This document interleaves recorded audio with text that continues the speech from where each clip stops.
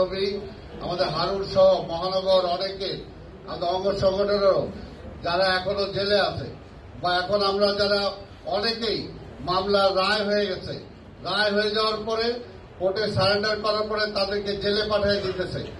এইটার প্রতিবাদ জানানোর জন্যই আমরা একটা 26 তারিখ আমরা একটা প্রতিবাদ সমাবেশ আমরা দিয়েছিলাম এখানে।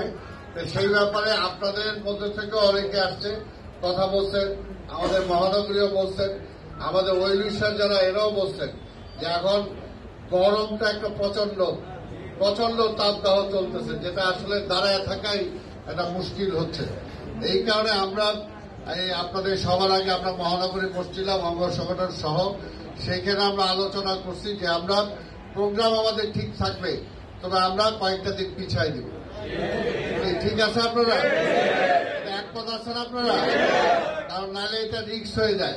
কারণ ধর আমরা যদি 3টা না করে 4টাও যদি করি আপনাদের তো 2টার মধ্যেই আসতে হবে।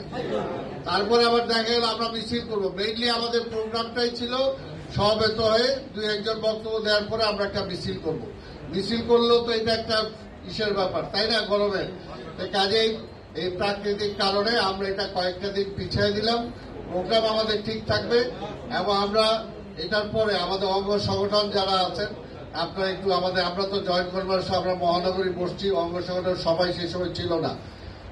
অঙ্গ সংগঠন তোমরা একটু আসবা, আমরা নিচে আবার একটু কথা বলে নেব।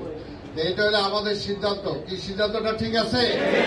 তাহলে আপনারা এখন যেদিনই হোক, এর আগে যেটা বলছি যে আমাদের ওয়ার্ডের ব্যানার আমরা চাই এবং এইবার আমরা অঙ্গ সংগঠন নিয়েও আলাপ করে নিব। আমরা যে মহানগর দক্ষিণ অঙ্গ সংগঠন সহ আমাদের বিএনপি এর আগে বড় বড় সমাবেশ করছি, আমরা করি নাই? অনেক বড় বড় সমাবেশ করছি।